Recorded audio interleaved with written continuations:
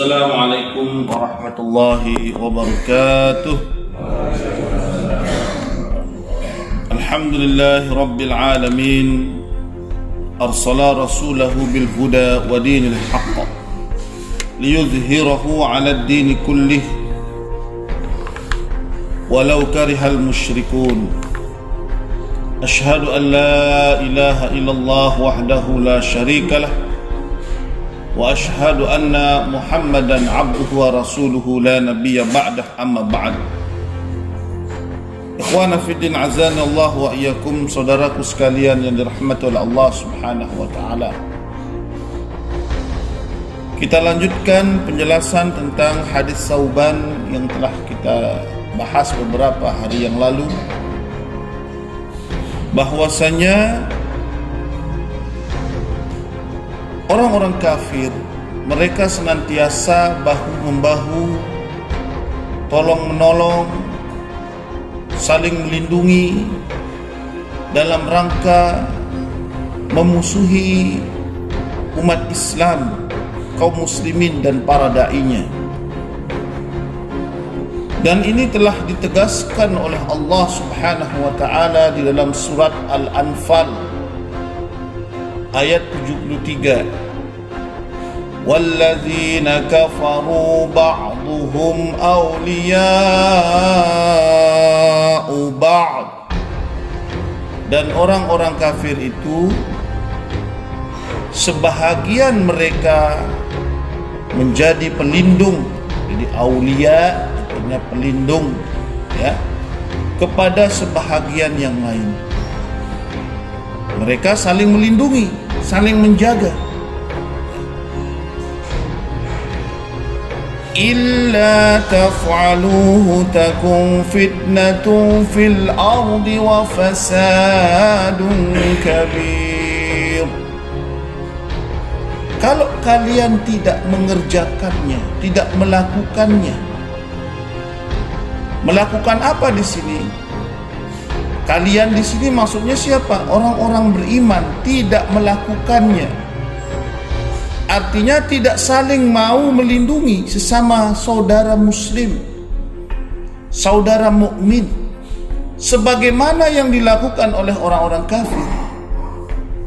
Ya. Takun fitnatun fil ard, maka akan terjadi kekacauan di atas muka bumi. Wa fasadun kabirun, dan kerusakan yang besar. Dua dampak yang ditimbulkan kalau orang-orang beriman tidak mau saling melindungi sesama mereka, yaitu kekacauan. Di sini diterjemahkan fitnah, di sini diterjemahkan kekacauan di atas muka bumi dan kerusakan yang besar. Nah, inilah salah satu pengecualian tentang bolehnya tasyabbuh kepada orang kafir. Ya. Tasyabbuh dalam hal apa? Dalam hal mereka saling tolong menolong dan melindungi sebahagian mereka dengan sebagian yang lain. Mereka saja mau saling melindungi, ya, saling tolong menolong. Tapi kenapa Islam, kaum muslimin justru mereka terpecah belah, tidak mau saling melindungi sesama saudaranya, bangga dengan kelompok-kelompoknya, tak peduli dengan apa yang ada penderitaan pada saudaranya, cuek. Inilah saudaraku, bila kita tinggalkan sikap aulia tadi, saling tolong menolong, bahu-membahu melindungi sama saudara muslim, akan terjadi fitnah kekacauan di atas muka bumi ini. Ini satu keniscayaan yang Allah tetapkan, ya. Fitnah kekacauan akan menimpa bumi ini bila kaum muslimin tidak mau lagi saling melindungi di antara sesama mereka. Dan kita terkadang lebih fanatik kepada negara daripada kepada ukhuwah Islamiyah. Ya. Ini dulu kita sering diadu domba dengan Malaysia misalnya. dikompor-kompori biar memusuhi Malaysia. Lalu kadang kita ikut-ikut saja. Apakah benar perbuatan seperti ini? Jelas tidak benar. Karena orang-orang Malaysia orang beriman. Mereka adalah saudara-saudara kita. Justru kita harus saling melindungi, bukan saling bermusuhan hanya gara-gara sekat negara dengan negara. Nah ini makanya memang tujuan mereka adalah memecah belah negara-negara kaum muslimin itu semakin kecil berkeping-keping, ya. Dan dibuatlah mereka untuk ta'assub fanatik, ya, kepada negara-negaranya dan tidak lagi mementingkan saudara kaum muslimin. Ini saudaraku yang dirahmati Allah. Dan kenyataan itulah yang terjadi sekarang di akhir zaman ini.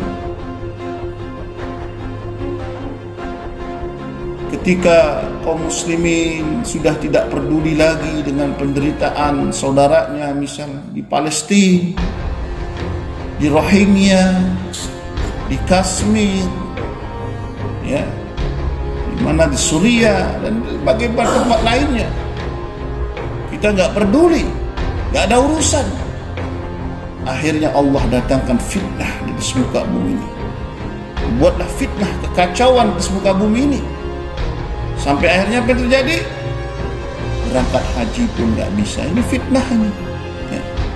Antum nggak membayangkan, mungkin saya dari kecil nggak akan pernah membayangkan haji itu nggak bakal berangkat. Ya. Tapi kenyataan yang terjadi di akhir zaman, ya. Haji nggak bisa berangkat. Ini fitnah yang terjadi. Saudaraku yang dirahmati oleh Allah Subhanahu wa taala. Kemudian Rasulullah sallallahu alaihi wasallam juga menyebutkan tentang, ya, adanya hati orang beriman dan hatinya orang kafir di akhir zaman sebagai suatu realita yang mana Rasulullah katakan yanzi'ul mahabata min qulubi aduwikum. Allah telah mencabut rasa takut pada hati musuh-musuh kalian. Kita nggak punya wibawa, nggak ada harga diri. Salah satunya apa? Banyak utang. Orang yang punya banyak utang tuh nggak punya harga diri. Ya nggak ada wibawa orang yang punya hutang itu, banyak utang itu. Dan dia harus nurut dengan orang yang berhutang, orang yang dihutangi. Kalau nggak nurut, macam nanti. Itulah saudaraku yang dirahmati oleh Allah Subhanahu wa taala. Kenapa Allah mengharamkan riba, ya, menghalalkan jual beli?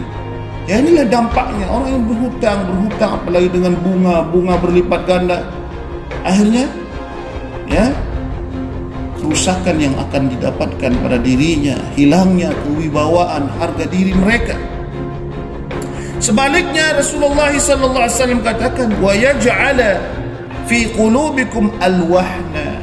Pada diri kita dijadikan sifat alwahn. Apa itu? Nabi jelaskan, yaitu hubbud dunya wa karahiyatul maut. Saudaraku yang dirahmati oleh Allah Subhanahu wa taala, apa sih bahayanya hubbud dunya? Allah berfirman, walal akhiratu khairul laka minal ula. Dan akhirat itu lebih baik bagi kalian daripada al-ula, yaitu dunia. Orientasi orang beriman itu beramal kebaikan untuk apa? Untuk akhiratnya. Bukan orientasinya untuk meraih kepentingan dunia. Ini. Makanya Allah katakan walal akhiratu khairul laka minal ula. Akhirat itu lebih baik bagi kalian daripada dunia. Namun karena dia hubbud dunia, cinta dunia, maka dunia yang selalu dia dahulukan, kepentingan dunia. Dan dikatakan bahwa hubbud dunia adalah merupakan induk dari segala dosa. Jadi dosa itu punya induk. Kalau Pak Putu Arsana kerja di PLN, gardunya itu, induk gardunya itu adalah hubbud dunia. Ya. Jadi induk daripada dosa itu adalah hubbud dunia, yang mana hubbud dunia ini melahirkan dosa. Dosa ini melahirkan bahaya. Bahaya kepada siapa? Tentu pertama bahaya kepada individu.